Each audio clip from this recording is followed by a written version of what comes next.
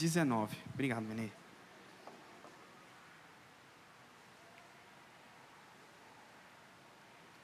Quem achou, diz achei. Quem não achou, diz espera um pouquinho.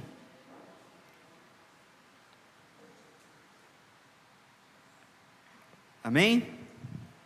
Diz assim: ora, sucedeu depois disso que Naás, o rei dos filhos de Amon, morreu, e o seu filho reinou em seu lugar. E Davi disse: mostrarei bondade para com Hanum, o filho de Naás, porque o seu pai mostrou bondade para comigo. E Davi enviou mensageiros para consolá-lo acerca do seu pai.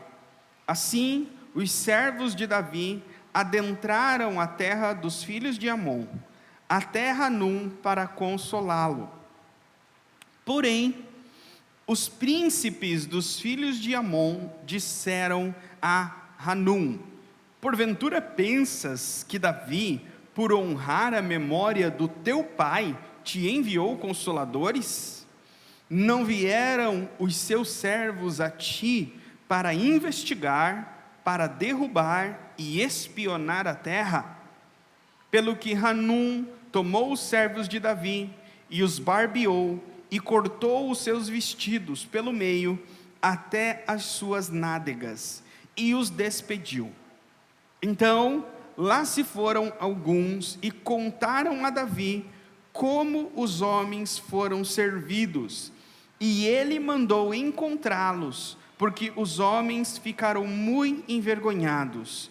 E o rei Davi disse: aguardai em Jericó até que as vossas barbas estejam crescidas, e então retornai.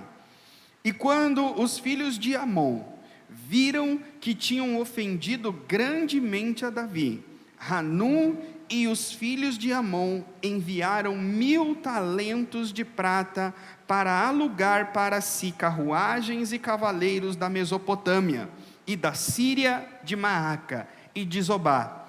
Assim eles alugaram 32.000 carruagens, e o rei de Maaca e o seu povo, que vieram e acamparam diante de Medeba e das suas cidades. Os filhos de Amon se reuniram e foram para a batalha. Quando Davi ouviu isto, ele enviou Joabe e todo o exército dos homens poderosos. E os filhos de Amon saíram e ordenaram a batalha diante do portão da cidade, e os reis que tinham vindo estavam à parte no campo. Ora, quando Joabe viu que a batalha estava preparada contra ele pela dianteira e pela retaguarda, ele separou todos os homens escolhidos de Israel e pôs informação contra os sírios. E o restante do povo o entregou na mão de Abissai, o seu irmão, e eles se puseram em formação contra os filhos de Amon. E ele disse: se os sírios me forem mais fortes, então tu me ajudarás. Mas se os filhos de Amon te forem mais fortes, então eu te ajudarei. Seja de boa coragem e comportemo-nos valentemente pelo nosso povo e pelas cidades do nosso Deus, que faça o Senhor aquilo que for bom à sua vista. Queridos, o texto de hoje é uma história que fala sobre diplomacia, fala sobre como os reis, como as nações se trataram, e como que uma guerra foi causada por um ato de relacionamento, um ato sem pensar de um rei.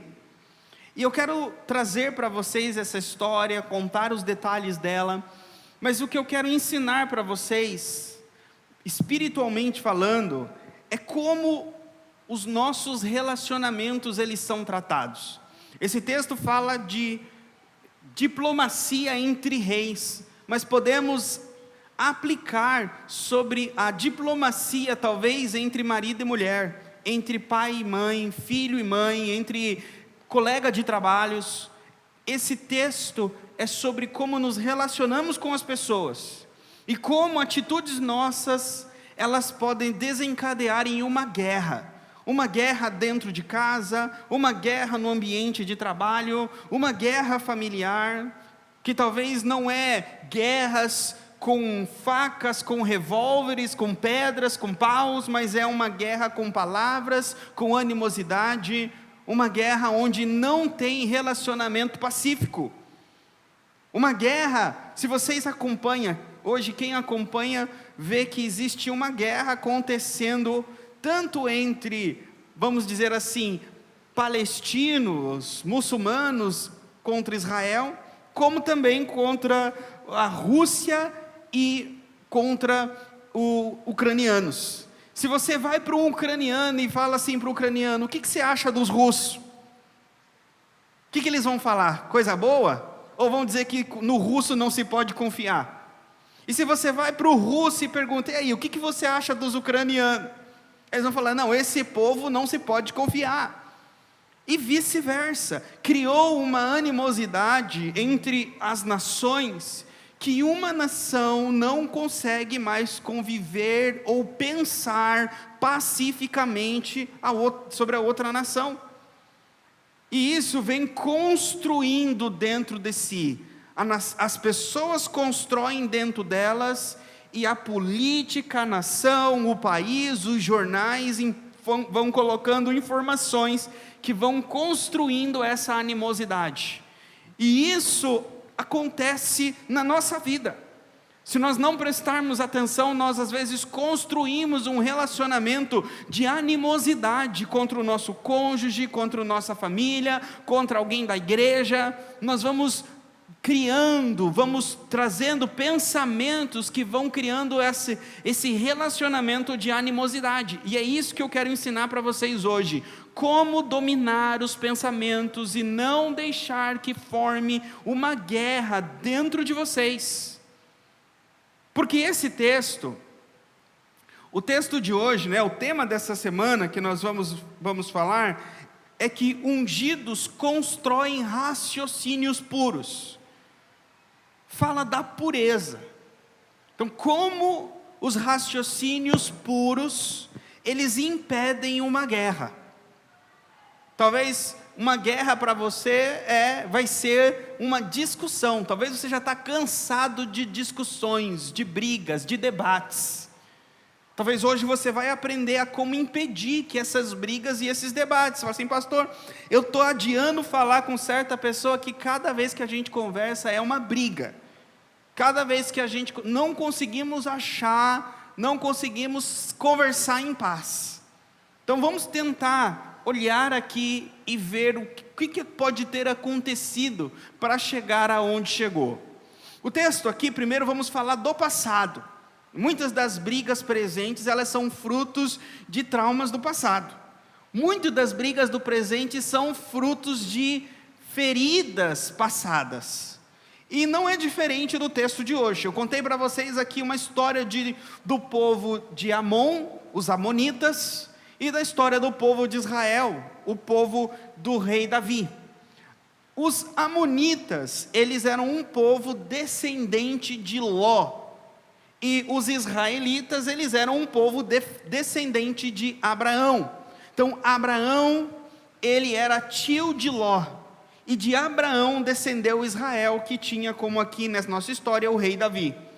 E Hanum, que está aqui na nossa história, ele é descendente então dos filhos de Ló. E eles eram então próximos na sua linhagem. Mas a Bíblia diz lá em Samuel que o pai desse Hanum se chamava Naás. E esse Naás, ele era o rei dos amonitas.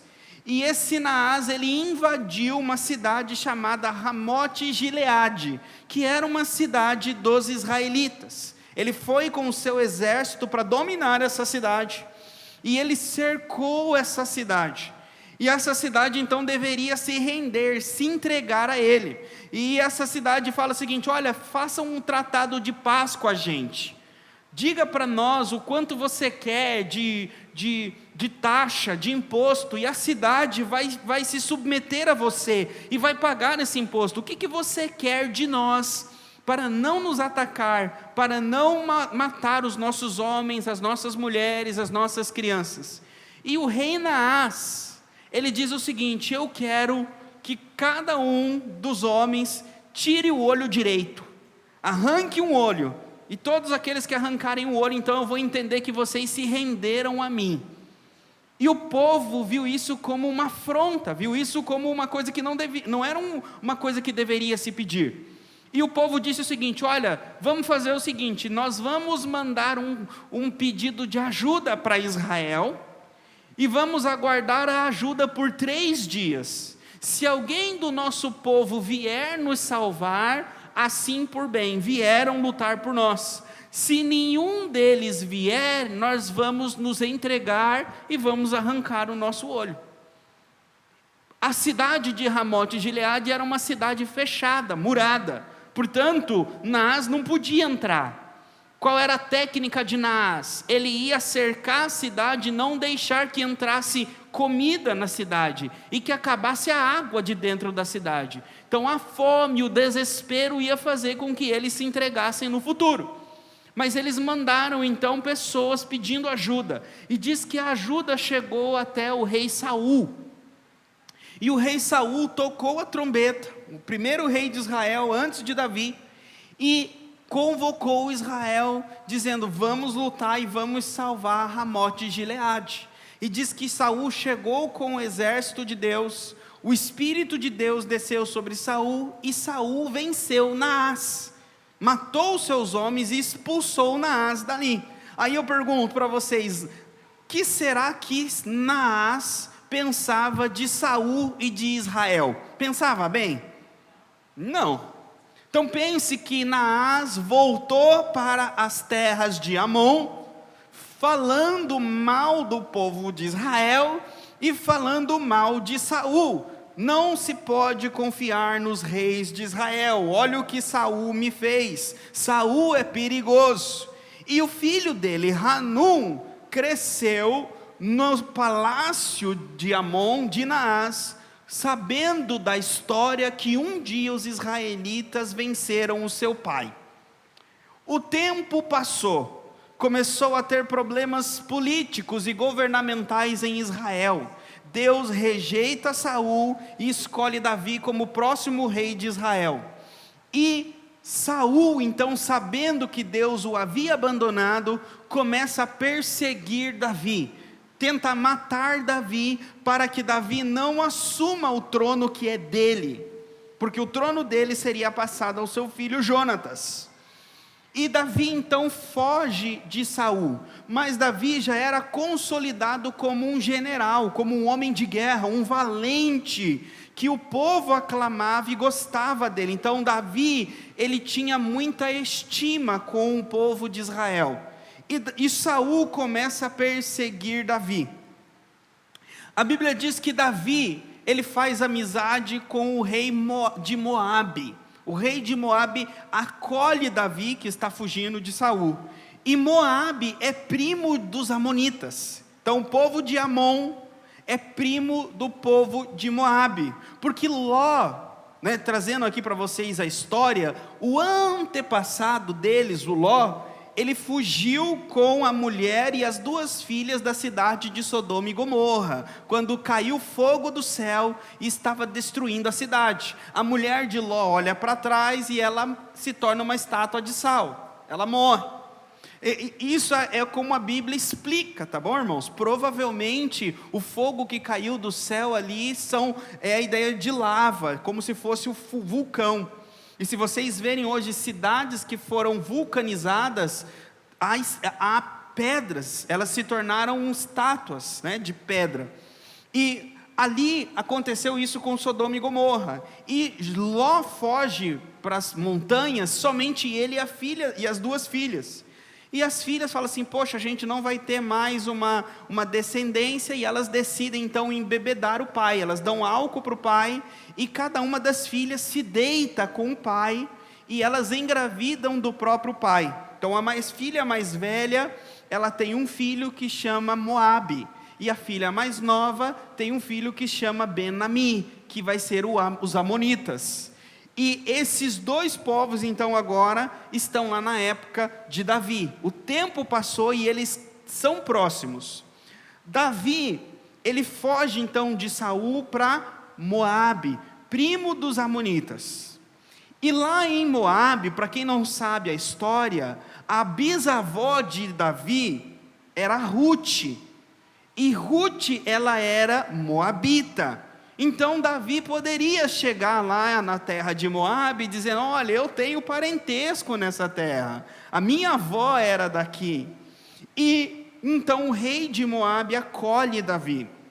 E depois diz que a Bíblia não fala nada, mas o texto aqui que nós lemos fala que o rei de Amon morre, Naás, e Davi diz o seguinte: eu vou ser bondoso, eu vou expressar bondade com Naás, assim como ele expressou bondade comigo.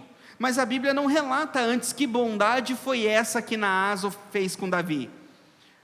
O que as pessoas acreditam é que quando Davi estava fugindo de Saul, o rei dos amonitas foi bondoso com Davi, pode ter dado alimento, guardado ele por algum tempo, porque para o rei de Amon, Saul era perigoso, era o rei de Israel, foi aquele que venceu ele. Então Davi era vamos dizer assim, um outro que estava se levantando em Israel para assumir o trono. É mais ou menos aquele ditado que eu vou dizer para vocês: o inimigo do meu inimigo é meu amigo.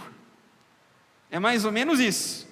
Naás pensava: o inimigo do meu inimigo, ou seja, Davi é inimigo de Saul, e Saul é meu inimigo, então eu sou amigo de Davi, mas até quando me convém.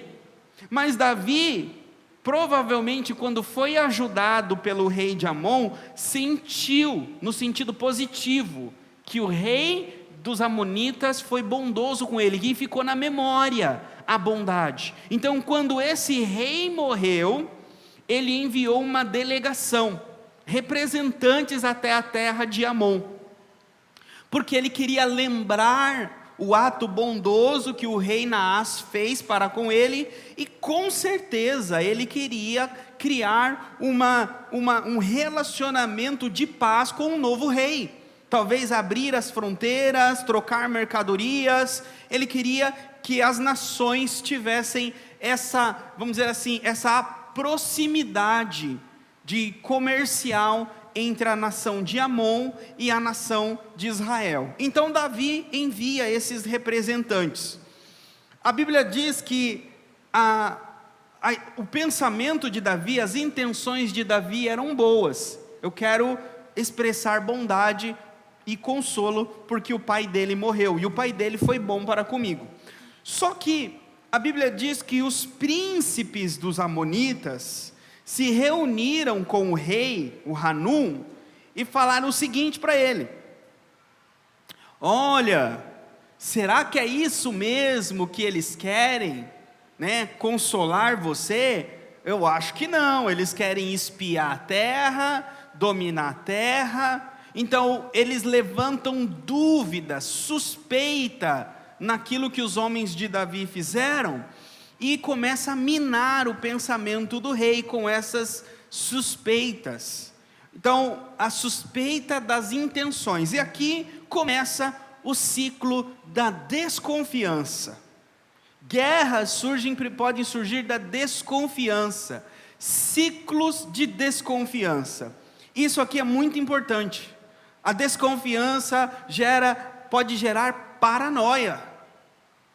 Você fica no celular caçando o que não existe, fica nas redes sociais caçando o que não existe, você fica procurando as coisas onde não tem, porque você tem uma paranoia na sua cabeça, e a paranoia, ela é fruto dessa desconfiança descontrolada. Então talvez nós aqui estejamos em uma paranoia de procurando as coisas, e eu quero mostrar para vocês que tudo começa com essa suspeita. E aqui é muito importante, irmãos, é muito importante, porque às vezes a gente fala o seguinte: não, pastor, se eu não suspeitar, a Bíblia fala que eu tenho que não posso ser bobo como a pomba, eu preciso ser astuto preciso ser ali esperto como a serpente. Então eu estou ligado no negócio, eu fico procurando, eu não quero que Deus fale assim, tá vendo, aconteceu porque você não estava prestando atenção. Só que o seu prestar atenção é estar atento ou é estar paranoico? É estar dentro de você, você sente que a coisa está no teu controle, que você está observando, ou dentro de você, você está desesperado porque você não está no controle, você não consegue enxergar e você está preocupado. Quem está no controle tem paz, agora quem está na paranoia não tem paz, não tem controle. Então, esse é um cuidado. Então, o que aconteceu? Aquela pessoa que ela não tem o controle da situação, ela vai com os ouvidos do que outras pessoas falam. E aqui foi os príncipes disseram, olha, toma cuidado, e quantas vezes não vem um sussurro na nossa mente? Às vezes vem de alguém que a gente conhece, é um sussurro físico que nós ouvimos, mas às vezes o sussurro é um pensamento. Toma cuidado, tem alguém te roubando. Toma cuidado, estão te traindo. Toma cuidado, estão se aproveitando da sua nobreza, estão pisando em você. E aí você já começa a ficar suspeito. Já começa a falar assim, não, deixa eu olhar bem esses extratos, deixa eu olhar os status, deixa eu olhar o que está postando, deixa eu olhar o que está acontecendo. Esse é o primeiro ciclo, o primeiro passo da guerra é a semente. A semente foi lançada no campo dos pensamentos, ela começa a produzir as ervas daninhas na mente. Então tomem cuidado com as sementes, é a semente da guerra. Às vezes a gente lembra a noite ou dia ou a hora que teve aquela discussão, aquela briga que falou o que não deveria falar, que falou mais alto, que machucou. Isso é fácil de lembrar. Mas é difícil lembrar os momentos sozinhos que estávamos matutando e lançando sementes na mente, que cresceu até virar briga depois. Lembrem dos pensamentos, não tanto das brigas, porque tomem cuidado, porque tudo aquilo que nós semeamos, a Bíblia diz que nós vamos colher. Então, que tipo de pensamento nós temos semeados na nossa mente? Pensamentos que vão levar a vamos dizer assim, a um rompimento diplomático, pensamentos que vai acabar a paz de um relacionamento, pensamentos onde a gente vai deitar numa cama, um vai virar as costas para cá e o outro para lá, onde vamos passar talvez dias sem falar com A, com B, com C, por quê? Porque não tem diplomacia, não tem paz. Então é necessário olhar a mente, porque o inimigo, ele quer separar. A primeira coisa que o diabo fez foi separar o homem de Deus. E a Bíblia diz que a serpente entrou no Éden e começou a lançar suspeita na mente da Eva do que Deus havia falado, dizendo para ela, será que é isso mesmo que Deus falou? Será que é isso mesmo que está acontecendo? Não foi isso. Então a serpente, ela é astuta em colocar na nossa mente suspeita na intenção das pessoas. Aqui eu abro um parênteses e eu falo um pouco mais para as mulheres aqui, porque o homem, ele é mais desligado. Homens têm outros pecados, mas as mulheres, elas têm uma parte muito boa, que, por exemplo, às vezes o homem, o marido, ou o filho, ou o pai, está sendo enganado, e a pessoa está ali, a mulher, ela pega muito antes, as intenções, e isso é bom, isso é muito bom. Agora, existe um problema, que é o que a Bíblia diz. Você pode suspeitar e pegar as intenções muito antes, isso não tem problema. Agora, uma mulher sábia e um homem sábio, primeiro ele valida aquilo que você pegou no ar. Falou assim: olha, eu suspeito que seja isso, deixa eu analisar isso, deixa eu tomar essa decisão, mover essa peça para ver se ela vai mover essa, deixa eu mover essa para ver se ele vai mover essa, porque se mover, aí eu sei que as intenções são más para comigo. Isso é o que faz a pessoa sábia, ela antecipa o movimento das pessoas, e ela age já pensando o que a pessoa vai fazer, e valida para ver se vai fazer. O que aconteceu? Hanum aqui fez isso? Não fez. O segundo passo, o que ele fez? Diz que teve o solo, ele preparou o coração dele para a desconfiança. A semente que foi lançada, ela foi lançada num solo fertilizado. A mente dele estava preparada, não para o pensamento bom, mas estava preparado para o pensamento ruim. Então, quantas vezes, isso aqui é muito complicado, é muito difícil, quantas vezes a gente tem uma mentalidade que é o solo, que as pessoas falam coisas boas para a gente e não entra na nossa cabeça. As pessoas falam assim: olha, não vai por aí, espera um pouco, não pensa assim, mas a gente não quer ouvir. Agora se vem um outro do lado e fala assim: não, ataca, não age, não faz isso, na hora aquela palavra entra na mente e fala assim: é isso que eu vou fazer. Então nós temos uma disponibilidade, uma disposição rápida para o que é ruim, e rejeitamos e temos resistência para aquilo que é bom. Por quê? Porque fertilizamos a nossa mente contra as coisas boas. Então a nossa mente está fertilizada a tal ponto que resiste à verdade, resiste à paciência, resiste o amor, resiste o perdão, resiste a bondade, e ela está fertilizada para logo, para vingança, para resposta. Então tomemos cuidado com a fertilização da nossa mente. Aquilo que nós lançamos na mente, os pensamentos, eles vão preparando a nossa mente para aquilo que nós vamos plantar. Então, infelizmente, às vezes, baseados em relacionamentos, nós temos uma mente somente voltada, é a mente de Gênesis. Gênesis 6, a Bíblia diz que todo o pensamento do homem, do seu coração, era voltado para o mal. Infelizmente, nós temos isso, queridos. Às vezes as pessoas tratam tão bem o vizinho, trata tão bem o cachorro, trata tão bem o pastor, tão bem as pessoas que vai visitar, mas ali a mãe, o pai, o cônjuge, a pessoa não trata igual ela trata as outras pessoas. Por quê? Porque aquela pessoa que ela não consegue mais conviver harmoniosamente, pacificamente, ela já criou na mentalidade dela, para aquela pessoa, ela fertilizou a mente dela contrária àquela pessoa. Então nada que é de bom daquela pessoa consegue entrar. É mais ou menos aquilo que aquele discípulo falou para o outro, falou assim: olha, vamos ver Jesus de Nazaré, e o outro fala: Nazaré? Pode vir alguma coisa boa de lá?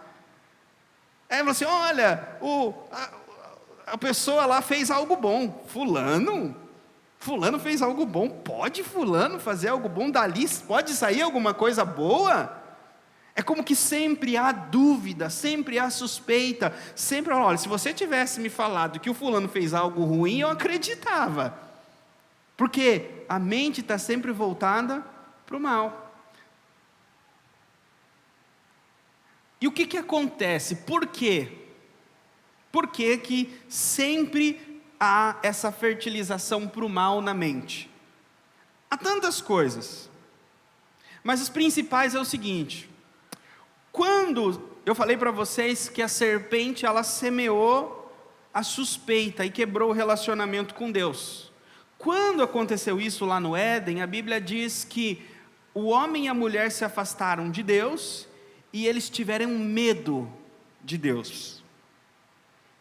O medo, ele nos coloca em um estado que nos faz muitas das vezes agir irracionalmente. Pessoas com medo. Vocês já encurralaram algum animal? Já viram um animal com medo? Ele ataca, não ataca? Então, muitas das vezes, o animal nos ataca por medo, autopreservação, autoproteção. E agora eu vou dizer para vocês, o ser humano não é igual? Você acha que nós atacamos quando nos sentimos ameaçados? Só que muitas das vezes não existe uma ameaça, só existe medo. Ou seja, atacamos achando que haveria um ataque que nunca ia existir. Então, esse é uma dificuldade, o medo. Pessoas que não controlam o medo, elas podem ser uma bomba ambulante de automutilação. O medo dela vai fazer ela entrar em cada problema, em cada enrascada, que ela vai se machucar. Então é necessário sondar o próprio coração e ver quais são os seus medos, quais são os nossos medos. Hanum, ele tinha medo que Davi tomasse a terra. Esse era um medo dele, mas qual é o maior medo? Qual é o medo de Davi tomar a terra? Por exemplo, se Davi fosse um rei muito bondoso, que quando Davi tomasse a terra com o exército, aquela terra prosperasse mais ainda. E Davi dissesse o seguinte: olha, eu dominei a sua terra, mas você continua sendo rei. Você vai pagar um imposto para mim, mas toda a tecnologia do meu reino, tudo que tem melhor do meu reino, eu vou enviar para o teu, e você vai crescer comigo, você vai prosperar comigo. É uma proposta ruim? Só que o medo, ele pensa a coisa boa ou ele só pensa a coisa ruim?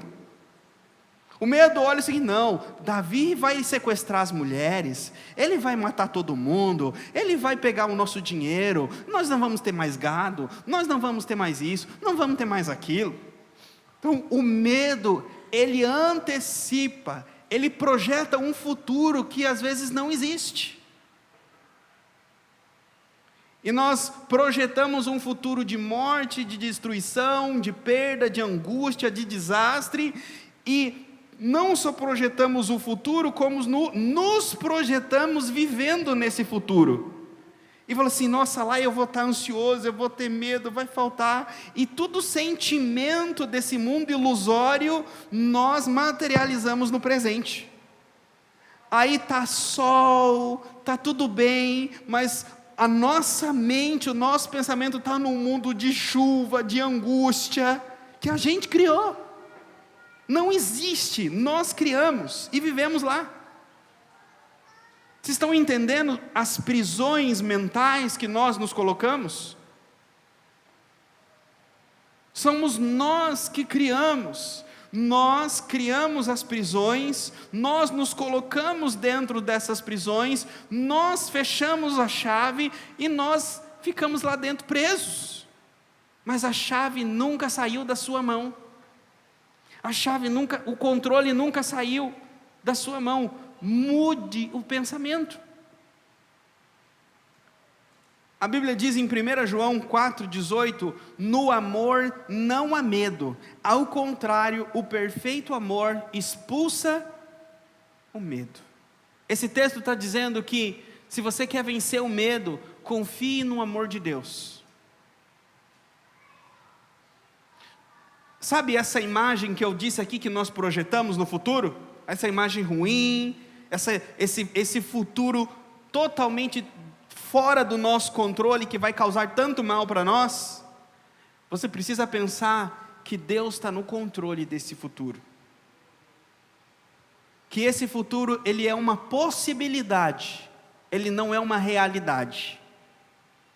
Ou seja, ele pode acontecer, como ele também não pode acontecer. Mas existe uma coisa que é a realidade, o amor porque mesmo no meu presente, ou nesse futuro, o amor de Deus está comigo, para me guardar e para me proteger. Se isso acontecer um dia, foi porque Deus permitiu, porque faz parte do plano de Deus, faz parte do caminho de Deus, faz parte daquilo do que Deus tem para mim. Então, louvado seja o nome do Senhor. Eu vou passar, vai ser bom para mim. Mas o que é isso? Isso é você dizendo: diabo, tira esses pensamentos da minha cabeça, você não vai me enganar. Eu sei que não é isso que vai acontecer comigo, porque meu Deus está no controle. Agora, se você vem me falando na minha cabeça, diabo, não, como que você sabe que não vai acontecer com você? Você sabe do futuro? E se acontecer? Aí você responde: se acontecer, Deus está no controle, Ele permitiu, Ele me ama e vai ser para a glória dEle, e eu vou vencer. Nada vai ser diferente. É assim que nós vencemos as sementes que são lançadas na nossa mente. O terceiro passo dessa desconfiança é a má interpretação.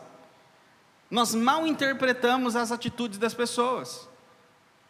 Veio aqueles homens para trazer uma mensagem de paz. Aí a má interpretação fez causar um desastre. A Bíblia diz, vocês leram, que o rei Hanum pediu para serrar, barbear aqueles homens e cortar a veste deles, rasgar a veste deles até as nádegas. Ou seja, tirar a barba era uma forma de desonrar. Na cultura, na época, os homens usavam barba grande. Então, um homem sem barba, ele se sentia envergonhado. É como um menino. O homem de barba é um homem maduro, um homem sem barba é um menino. E as nádegas de fora, quem gosta de mostrar a bunda? Ninguém, não é? Quando somos internados, que usamos aquela vestimenta que fica amarrado atrás, a gente fica até com vergonha de andar nos corredores, não é? A gente não se sente vulnerável, sim ou não? Por quê? Porque a essência humana é que nós nos cobrimos, nos protegemos. E aqui esse texto está ensinando que Hanum, ele provocou uma guerra. E como que ele provocou a guerra? Ele primeiro envergonhou os homens enviados por Davi. Sabe como que nós provocamos guerra dentro de casa ou no trabalho? A gente trata pessoas, adultos, como meninos, publicamente. Davi enviou homens, guerreiros, diplomatas e representantes. O homem pegou, raspou a barba e eles saíram de lá humilhados como meninos. Então, quando nós pegamos um homem que é homem barbado e tratamos ele como menino na frente das pessoas, a gente está criando um ressentimento no coração dele, que depois ele vai se levantar e criar uma guerra com a gente. Se você trata uma mulher como uma menina, publicamente, você está criando um ressentimento nela, que depois ela vai trazer um exército e vai criar uma guerra contra você. Então, primeiro, não trate pessoas maduras e adultos como crianças, como meninos. Não exponha publicamente as pessoas. Não fale publicamente da bunda do seu marido, da bunda da sua esposa, usando o texto. Como assim, pastor? Às vezes nós falamos e nas nossas palavras nós rasgamos a intimidade do nosso lar e mostramos as intimidades das pessoas para as pessoas lá fora.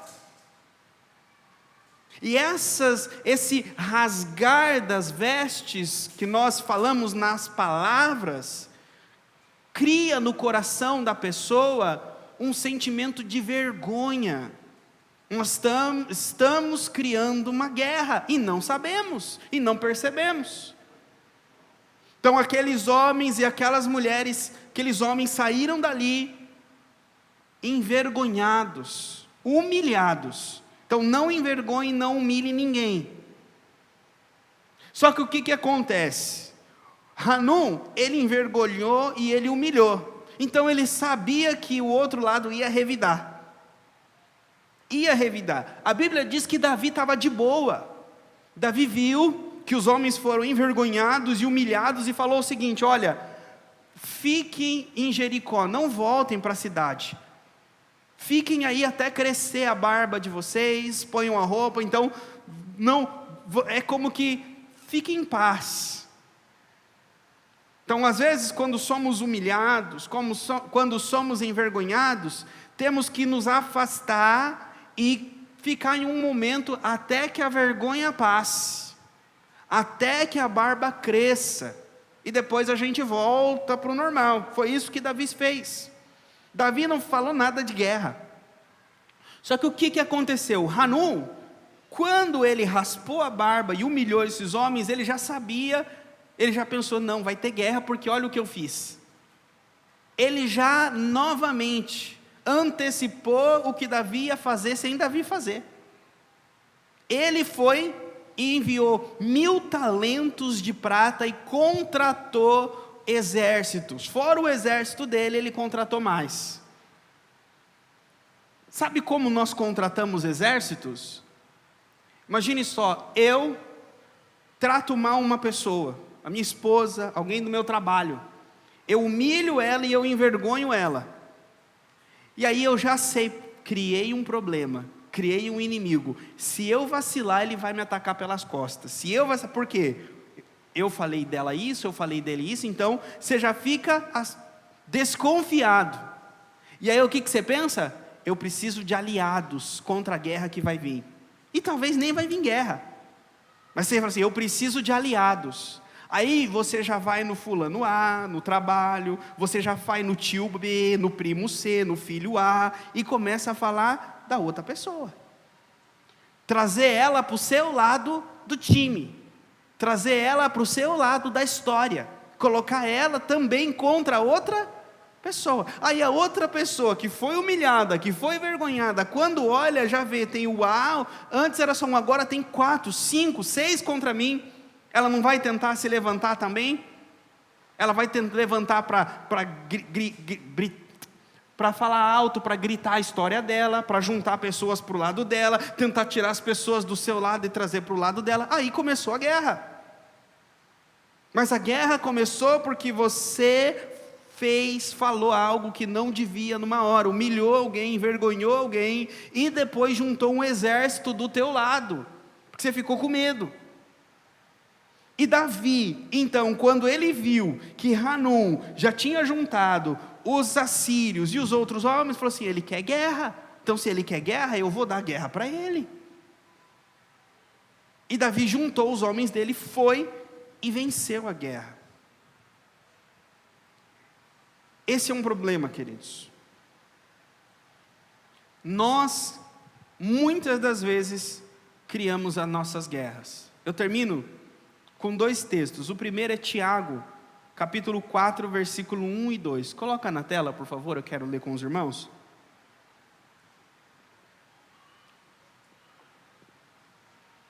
De onde vêm as guerras e as brigas entre vós? Porventura não vem disto, das concupiscências que guerreiam nos vossos membros? Coloca, por favor, na nova tradução, na linguagem de hoje. Pode ser, ou na NVI, põe na NVI, por favor.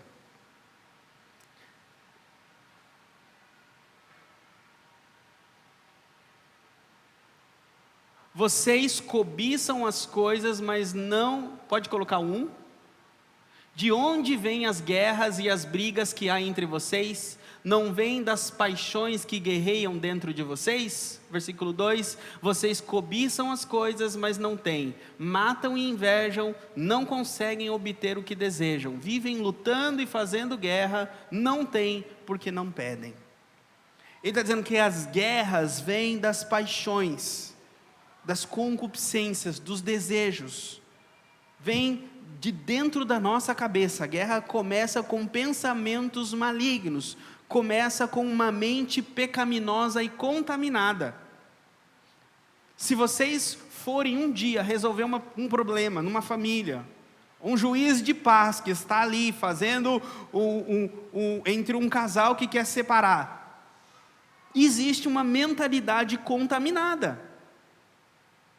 Da onde eu tiro isso? Coloca Tito 1,15, por favor.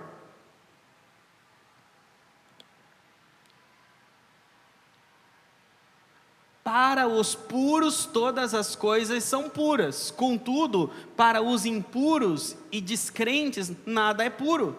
Ao contrário, tanto a mente como a consciência deles estão corrompidas. Às vezes é fácil a gente falar que uma pessoa é má, que uma pessoa é ruim, que ela só planeja o mal com a gente, então eu vou agir assim, assim, assim, porque aquela pessoa não é de confiança. Mas a Bíblia está dizendo que para o puro todas as coisas são puras. Agora, quem tem a mente contaminada, pensa o mal em tudo, vê o mal em tudo. Como controlar? A Bíblia fala, pelos seus frutos conhecereis. Eu não quero que a igreja seja uma igreja passiva. Eu não quero que a igreja seja uma igreja que não vê mal em nada, que não vê mal nas pessoas, porque o mal existe. Mas eu quero que vocês sejam prudentes. Eu não quero que vocês sejam como Hanum. Não, eu acho que ali tem algum mal. Então sabe o que? Eu já vou agora envergonhar, já vou levantar o exército e já vou resolver agora. Não vou nem deixar se criar. Não. Eu vou receber esses homens, mas eu vou receber com cautela. Eu vou comer com eles, mas eu vou ouvir o que eles têm para falar. E eu vou analisar o que eles vão fazer daqui para frente. Da onde veio essa reunião? Da onde veio essa atitude? Eu vou ter cautela. É diferente. Deu para entender, queridos? Então essa semana, meditem nisso. Que os ungidos, eles purificam os raciocínios deles. Se vocês purificarem a mente de vocês, vocês vão deixar de viver às vezes em angústia, em medo, briga. Tudo isso está aqui, ó, na mente. Como diz, né? Quando um não quer, dois não brigam. Amém? Coloquem a mão na cabeça de vocês. Senhor, que a tua palavra, Senhor, que foi ministrada hoje, entre na mente, Senhor, dessas pessoas, entre na mente da tua igreja, Senhor, e eles possam, Senhor, como diz a tua palavra, que ela é a espada do Espírito, Senhor, elas possam vencer os pensamentos do maligno na mente, Senhor, que insinua mentiras, sara, cura, transforma, pelo poder que há no nome de Jesus. Amém.